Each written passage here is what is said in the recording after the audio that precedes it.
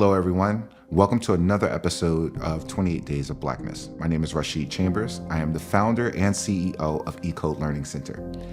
Today, we will revisit the haunting events of the Wilmington Insurrection, a tragic chapter in the struggle of racial equality and racial equity. In 1898, in Wilmington, North Carolina, echoes the racial political tensions have reached this devastating boil point.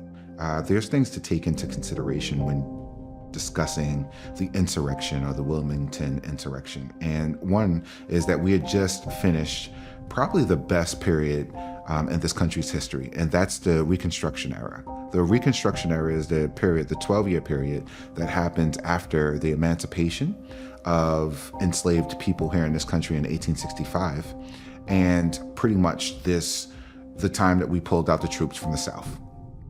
During this time, blacks were newly freed, and although there were a lot of things that were still prohibiting blacks, like sharecropping, convict leasing, and other things like that, that was still negative pitfalls for black Americans in this country, we still had an amazing amount of progress. Blacks also opened up colleges, schools, started their own businesses, and created thriving communities as well. Unfortunately, though, this kind of progress would often be met with some kind of pushback, and that pushback was often racial. These issues often happened because people didn't like the way that the country was going. We also have to take into consideration that prior to the Wilmington Insurrection, we had slavery, which was pretty much the number one economic product in this country. So when free slaves were actually coming out of bondage, they were actually skilled laborers that were jumping into a job market which disenfranchised poor whites. Poor whites were disenfranchised because they couldn't compete with the labor of, skilled slave workers, found themselves in positions where they were being outed and ostracized in their overall community.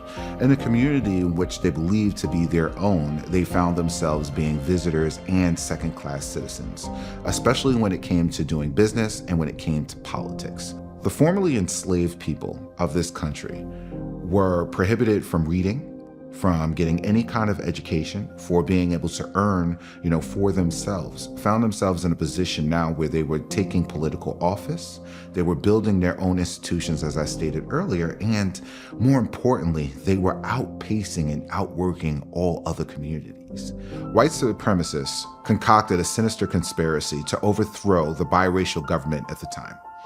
Using racial fear tactics and disinformation, they incited violence.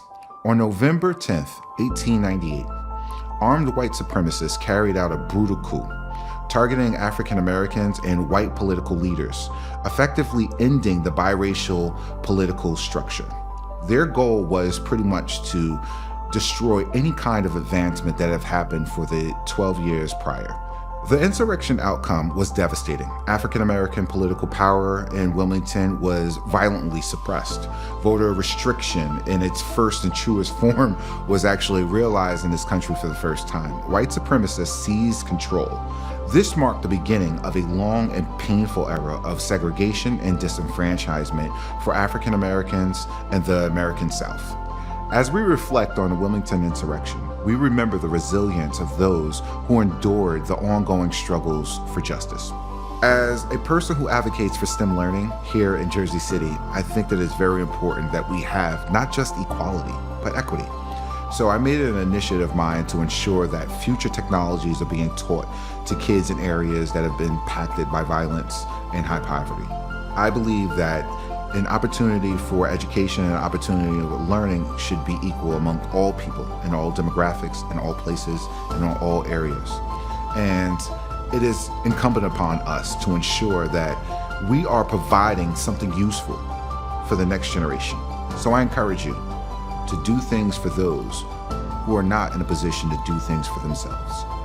It is a strength and a show of character for us to not only sit in a position where we're comfortable, but to ensure that people are able to find themselves in that position as well. For more information about eCode Learning Center, I encourage you to visit us at ecodelearningcenter.org and to visit us also at the 28 Days of Blackness to learn more about the incredible stories that shaped our yesterday and our tomorrow. Thank you again. My name is Rasheed Chambers, and I appreciate you for watching this episode of 28 Days of Blackness.